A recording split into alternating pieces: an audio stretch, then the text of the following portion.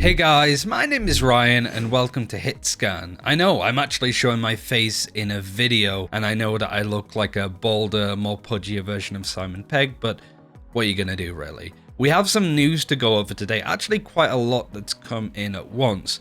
The devs have spoken about how they intend to take on AFKers or throwers in games, and we even have a little bit of a skin teaser that's been jumping into the First Strike broadcasts, which we'll talk about at the end of this video, as First Strike is currently ongoing in most of the main regions. This is the teaser on screen. There's not really too much to go off of, but based off stuff that's been data mined in the past, we can at least place what this logo and what this whole little trailer is meant to do. In fact, this whole Playzilla thing was often missed, I suppose, in the actual broadcast. A lot of people just assumed that it was some actual like Nerf gun thing because it was mixed amongst the ads for Secret Labs and all that, the stuff that sponsors First Strike and all of the Valorant esports things. But this has a nice tie to a skin set that was data mined quite some time ago and what we highlighted on the channel, and it's the Blast X package of skins.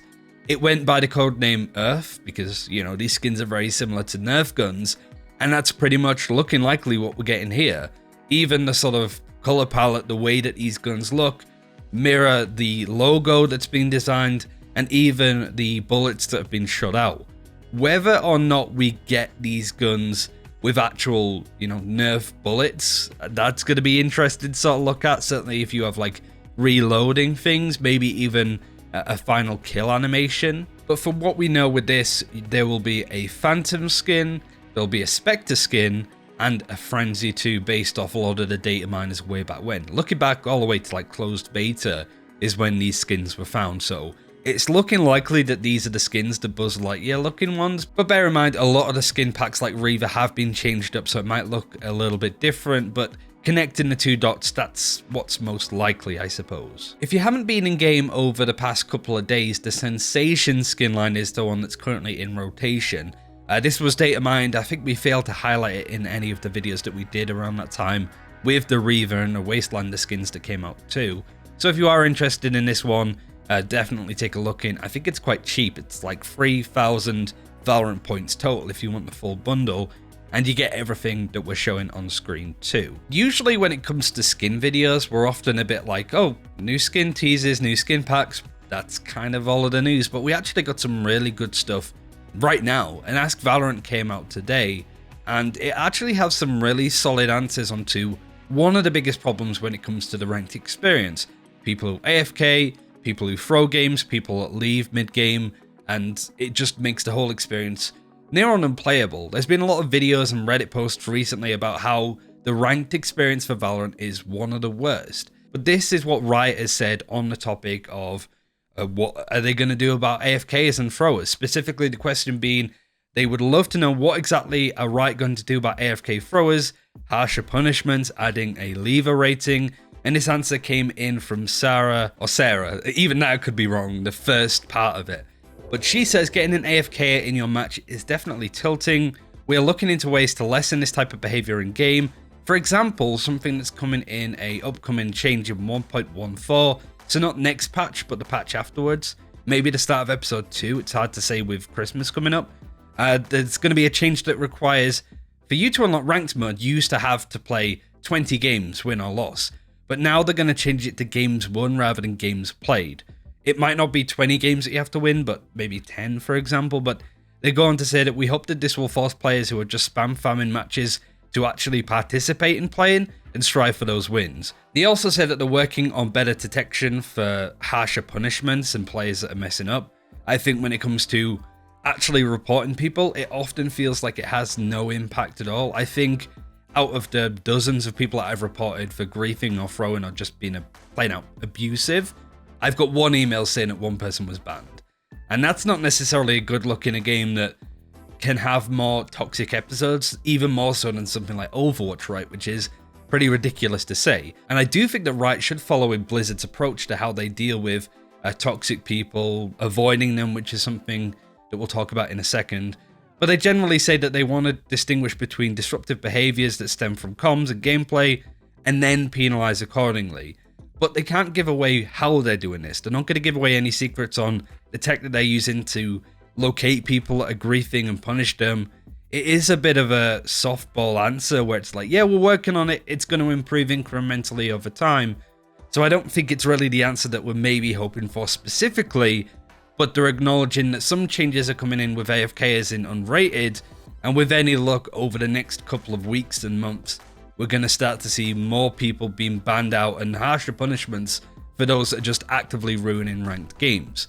There is also a thing that I actually found more funny than anything where somebody asked, you mentioned before that part of the way that you fight Smurfs is to boost players who overperform. If they feel like you're a Radiant player, but you got placed in Platinum, but you do really well, they will very quickly throw you up the ladder to get to where you belong, just so you don't ruin a load of games in lower ranks. This question asks, is there any way to flag players who lose 20 games in a row? This could be people that are just hemorrhaging ranks so they could do a Bronze to Radiant playthrough, for example, which is something that people do. And Ian Fielding, who is a senior producer, said that if you legitimately lost 20 games in a row trying to win, then my heart goes out to you. That being said, it's far likelier that if somebody's lost that many games in a row that they are intentionally feeding. You should report players for this, and this can lead to penalties for players such as chat and voice restriction, and potentially even bans for repeat behavior. There's something really funny about imagining somebody that had lost 20 games in a row, just had some terrible games over a period of a couple of days, and then got banned because the system thought that they were intentionally feeding. There's something about that. I feel like that's going to happen at some point, and as sad as it sounds for that individual, it's pretty funny to think about. But the final thing in Ask Valorant, this is a pretty beefy one, hence why we focused on it for so long. Is there going to be an option to block players so we never queue with them again? They talk about it saying that it's an interesting idea, there's some nuances that they have to work on, give us some time to think about it and the logistics, and we'll think of an appropriate administer penalties and lessen the number of players that you won't want to play to begin with. And I feel like really you just take the system that Overwatch put in with avoiding players. You can't avoid loads of players. I think the max that you can do nowadays is avoiding 5. When you're at lower ranks, the likeliness of you queuing into the same person over and over is fairly slim. But if, say, I'm a Radiant player and I'm getting frustrated at some of the other teammates because they're just not as good as they should be, you don't want that list to get really long on an avoid list to the point that you can't find the game. So I think in this case, if you're Riot, you just want to take the system that Blizzard put into Overwatch, because it's a really smart system that Blizzard came up with. You can avoid people to avoid having them on your team, but you can't avoid everybody. You only are allowed to avoid 5 people maximum, and that changes every week too. I just don't think they need to overthink it when there's so many other better options out there from other games that they can get inspiration from. Sage players. Bit of bad news. Sage got nerfed again, in a really weird roundabout way. If you've been playing Valorant the past couple of days, you would have seen that Killjoy has been disabled for a period of about 24 to 48 hours. It caused a bit of a problem actually, because a lot of the pro teams preparing for First Strike that play Killjoy weren't able to practice their main comp. The reason why she was banned out is that people could put turrets underneath the ground that would do damage and, be an exploit and not really an intended use of the ability.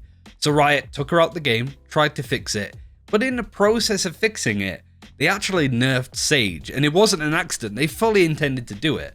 They spoke about this on Twitter, saying the bug fix is in, Killjoy can no longer place turrets under the map. Also, Sage can no longer cast her wall pre-round as Omen was using it to teleport to inappropriate locations. A bug that's been in the game for a long ass time. Hope it was fun while it lasted. You should see all 3 agents back in the game working as intended. There's something really funny about the fact that you see Killjoy's literally breaking the game at this point. We fixed it, but we also nerfed Sage. So if you're a Sage player, it sucks, but there's actually a little bit of good news, so don't worry. They say that the change to Sage's wall will be sticking around in the next patch, but don't worry, we are not nerfing your girl. We actually have a small balance change planned to put a little power back into her barrier. So it's not like a huge buff that she's getting. They might decrease the amount that the ability costs because it's quite expensive. They can increase its health maybe. They could most likely, I think, increase the duration of the wall too.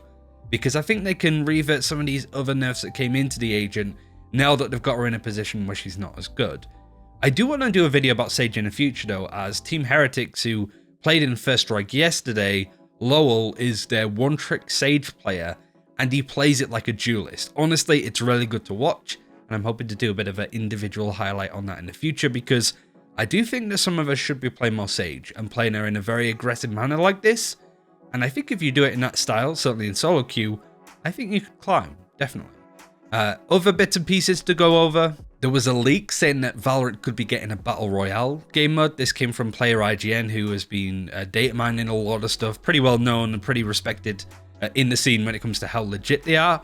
They said that there is a rumor that a Battle Royale for Valorant is being tested by a small group of players as of last week. In any case, it's confirmed that there's some kind of exclusive testing with the Chinese players at the moment.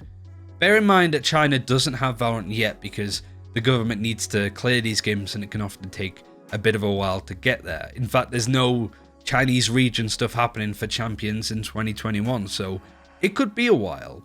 But we know that there's been data mine stuff to have a Valorant mobile version, and so what I can see potentially happening in the future is you have the Valorant tac shooter on PC, and maybe on consoles in the future too, and then on mobile you could have like a Battle Royale version, similar to PUBG Mobile or even Call of Duty Mobile.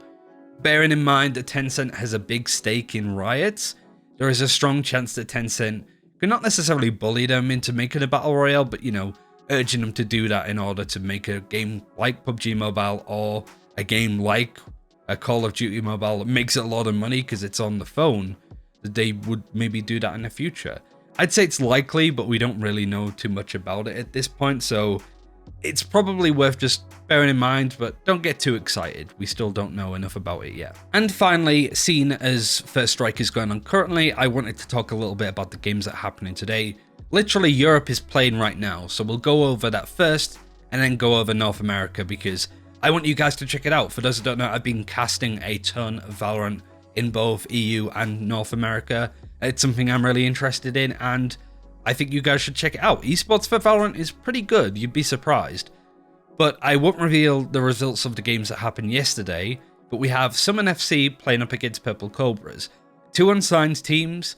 There are a lot of organizations in the ecosphere for esports that aren't involved in Europe just yet. Team Secret, Vitality, Fnatic is the biggest, of course. So maybe Summon FC might not be a team to keep an eye on, but I think that if someone have a really good showing at Europe, we could see them being Fnatic or Team Secret going into 2021. A lot of organizations' eyes are going to be on them, and Purple Cobras at this point. But if you are interested in those two teams, we'll keep it short. Summon FC should be winning this one fairly straightforwardly, because Purple Cobras are good, but they're not one of the better teams in the region, to say the least. Then you have Fun Plus Phoenix versus Nolpenki. Fun Plus Phoenix is possibly one of the best teams in Europe, maybe even the world at this point with how they've been playing. They have some really cool stuff. They're definitely a team to watch. We highlighted Fabriken way back when in the day because they were one of the few teams that ran without a Sage when Sage was incredibly meta. Nolpenki is a team that's been around for quite some time. It's another unsigned team, so there's not really too much to go over. They're okay, but FPX are looking to win this tournament, so really they should be taking this quarterfinal pretty handedly, but who knows at this point. Bigger surprises have happened at this point even too. And today's games in North America, you've got 100 Thieves versus T1. This might not be a big hitter when it comes to some of the bigger games that could be happening or have happened, but I think that this could be close. 100 Thieves did really good in their first qualifiers, beating TSM, completely destroying Wardell in that 1v1, I suppose, with Dicey playing the Jet up against Wardell, went 8-0 in their game on Haven. It was a really good watch, possibly the best game and tournament that we saw out of First Strike so far. T1 have been lukewarm for the most part. They've not been a really good team. They started off really well in the closed beta, but as time went on and the Sentinels and TSM got better, T1 got worse. And they looked really bad at one point. Now they're starting to come up, but I still think the 100 Thieves should be taking that one. But again, let me know what you guys think in the comments below. And the final game that's happening today, which is a bit later because it's North American times, Sentinels versus FaZe Clan. Much like FPX, Sentinels are the favourites to be winning out this tournament. And FaZe Clan look okay. They look much better over the past couple of weeks than they have done in the past. Certainly as a team that's full of Overwatch players, they've not looked that great, to be honest. It could be a close game, but I honestly think the Sentinels should be taking this one very cleanly, hopefully with a 2-0, but it would be cool to see a very close game happening in any of the regions at this point. Semi-finals will be happening tomorrow, and so for both regions you want to keep an eye on those, even just familiarizing yourself with the top 4 teams, because yeah, there's going to be some crazy matches. So do check that out. All of the links for that are in the description below, as well as all of the stuff that we've spoken about today. This has been a bit of a different video. I know that you guys like to get your news from us, and I always want to try and make sure that we just get straight to it. There's no fluffer, no like and subscribe. By the way, let us know what your favorite gun in the game is in the comments, you know, kind of get rid of the bullshit, to be honest, and just get straight into what people want to see, clearly, which is new skins and the actual news from Riot. But also at the same time, it is me and Miska. This isn't like an organization that we work for. This is our channel. And I did want to inject a bit of personality, I suppose, and, you know, make a bit more of an effort with not only the production of the videos, but also an effort with me as well, like being on camera, actually caring about those kind of things, especially as somebody, like I mentioned, that does want to cast a lot more and needs to get used to this, because as you can imagine, being on a YouTube channel of this size, it's kind of, I'm a bit shy, to be brutally honest. But that's everything I wanted to go over. The new stuff about griefers and AFKers is good, I suppose. It has potential, but we need to see more. And the new skin set, I'm looking forward to it, and hopefully we should hear more about that with the next patch, which is going to be next Tuesday. So definitely keep an eye out for that video. Thanks for watching, take care, we'll see you then, bye bye.